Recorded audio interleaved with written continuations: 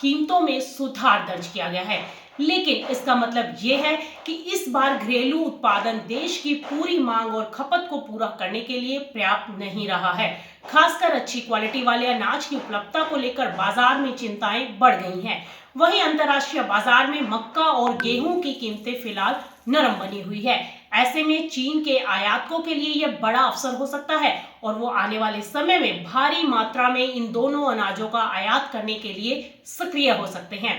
दरअसल दुनिया के प्रमुख निर्यातक देशों के पास मक्का और गेहूं का बड़ा स्टॉक मौजूद है। वहीं शिपमेंट बढ़ाने के लिए देशों के बीच कड़ी कंपटीशन भी देखी जा रही है। कनाडा और अमेरिका के उत्पादक मान रहे हैं कि चीन जल्द ही विश्व के बाजारों में सक्रिय होकर बड़े पैमाने पर गेहूं और मक्का खरीदेगा। और कनाडा में इस साल गेहूं का उत्पादन आपको बता दें कि करीब 40 मिलियन टन के रिकॉर्ड स्तर तक पहुंचने का अनुमान लगाया जा चुका है, जिसमें स्प्रिंग, विंटर और ड्यूरम गेहूं शामिल है। मौजूदा 2025-26 मार्केटिंग सीजन में कनाडा का निर्यात पिछले साल से आगे चल रहा है। वहीं बाजार के दिग्गजों का कहना है कि मजबूत वैश्विक मांग के चलते कनाडा का गेहूं निर्यात इस सीजन में 24 मिलियन टन तक बढ़ सकता है।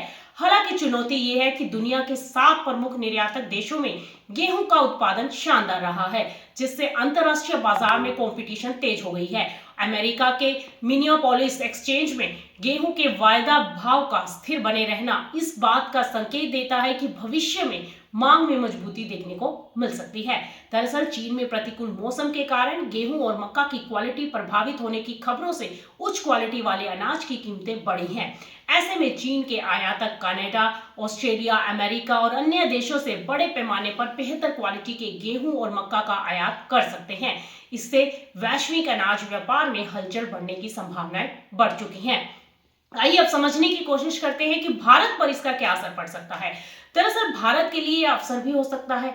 अगर चीन अपने आयात के लिए अंतर्राष्ट्रीय बाजार में सक्रिय हुआ तो भारतीय निर्यातक भी यूरोप और एशिया के अन्य हिस्सों में अपने अनाज की मांग को बढ़ा सकते हैं।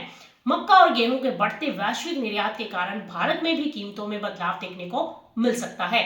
उधर अंतर्राष्ट्रीय कीमतों के दबाव से भारत के किसान और निर्यातकों के लिए लाभ के अवसर बनते दिखाई दे सकते हैं। हालांकि देखा जाए तो विश्व स्तर पर कंपटीशन बढ़ने से भारत को अपने निर्यात की रणनीति और क्वालिटी स्टैंडर्ड पर भी ध्यान देना होगा, ताकि अंतर्राष्ट्रीय बाजारों में हिस्सा मजबूत बना रहे। इस तरह चीन की खरीदारी में तेजी वैश्विक अनाज बाजार में बदलाव ला सकती है और भारत के लिए न सिर्फ चुनौतियां बल्कि अवसर भी पेश कर सकती है।